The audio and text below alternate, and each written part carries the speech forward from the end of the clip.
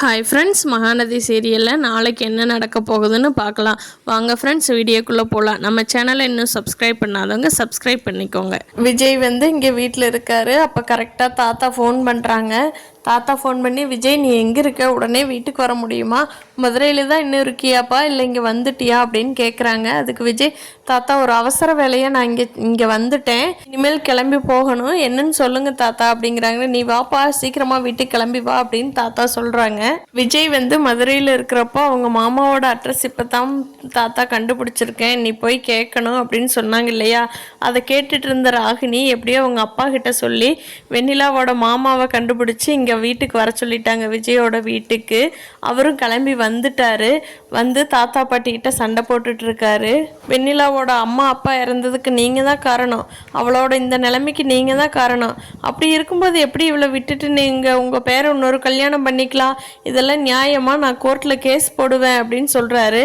அதுக்கு விஜய், நீங்கள் போய் எங்கே வேணாலும் கேஸ் போடுங்க, நான் வெண்ணிலாவை மனசார காதலிச்சது உண்மைதான், அவளும் நல்ல பொண்ணாக தான் இருந்தா, அவள் தான் எங்களை விட்டுட்டு போயிட்டா, அவள் இல்லாமல் நான் எவ்வளோ கஷ்டப்பட்டேன்னு எங்கள் தாத்தா பாட்டிக்கிட்ட கேட்டு பாருங்க தெரியும் அப்படிங்கிறாங்க. தாத்தா பாட்டி, விஜய் இப்போ கிட்டத்தட்ட பைத்தியமாகவே ஆயிட்டா, அவனோட லைஃப் நல்லா இருக்கணுங்கிறக்காக நாங்கள் தான் பார்த்து காவேரியை கல்யாணம் பண்ணி வச்சோம், நீங்கள் என்ன வெண்ணிலாவை விட்டுட்டு போயிட்டாங்கிறீங்க, வெண்ணிலா ஃபஸ்ட்டு போனங்காட்டி தான் நாங்கள் விஜய் கல்யாணம் பண்ணி வச்சோம், இப்போ விஜய்க்கு கல்யாணம் ஆயிடுச்சு, காவேரி கூட விஜய் சந்தோஷமாக வாழ்கிறான், அதனால் உங்கள் வீட்டு பொண்ணு வெண்ணிலாவை உடம்பு சரியில்லாமல் இருந்த பொண்ணை இவ்வளோ நாள் பத்திரமா பார்த்து சரியாக வச்சுட்டோம், இனி உங்கள் வீட்டுக்கு நீங்கள் கூட்டிகிட்டு போய் பார்த்துக்குங்க, வெண்ணிலாவுக்கு எவ்வளோ செலவு வருதோ அதை நாங்கள் பார்த்துக்குறோம், அவளை பார்த்துக்கிற செலவு, கல்யாணம் பண்ணி கொடுக்குற செலவு வரைக்கும் நாங்கள் ஏற்றுக்கிறோம், விஜய் லவ் பண்ண இதுக்காக நாங்கள் கண்டிப்பாக அவளோட செலவை ஏற்றுக்கிறோம், எங்களுக்கும் மனசாட்சின்னு ஒன்று இருக்குது, எங்களுக்கு பொண்ணோட பாவமெல்லாம் வேண்டாம் அப்படின்னு தாத்தா சொல்கிறாங்க.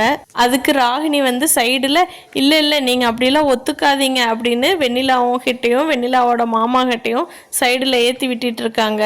இங்கே காவேரி வீட்டில் காவேரி கிட்ட அவங்க அம்மா, நான் எனக்கு பிடிக்கல, அவன் உன் லைஃபுக்கு எடுத்துருவான்னு தான் நான் வேண்டான்னு சொன்னேன் காவேரி, உனக்கு தான் அவன் கூட வாழணும்னு விருப்பம் இருந்ததுன்னா நீ போய் வாழ்ந்துக்கோ, நான் உன்னோட வாழ்க்கையெல்லாம் நான் தடுக்க மாட்டேன், எந்த ஒரு அம்மாவுமே தன்னோட பொண்ணோட லைஃபை கெடுக்கணும்னு நினைக்க மாட்டாங்க காவேரி, நீ என்ன நினைக்கிற காவேரின்னு கேட்குறாங்க. காவேரி, இல்லைம்மா உங்களையெல்லாம் நான் பார்ப்பேன், நான் என் லைஃப்பை பார்த்துக்கிறேன்மா, நீங்கள் கவலைப்படாதீங்கிறாங்க. வெண்ணிலா விஷயத்தில் விஜய் இனி வரும் நாட்களில் என்ன முடிவெடுக்கிறாருன்னு பார்க்கலாம். காவேரி எப்போ உண்மையை சொல்லி விஜய் கூட சேர்ந்து அந்த வீட்டில் வாழ்கிறாங்கங்கிறத இனி வரும் நாட்களில் பார்க்கலாம். உங்களுக்கு இந்த வீடியோ பிடிச்சிருந்தா லைக் பண்ணுங்கள். தேங்க்யூ.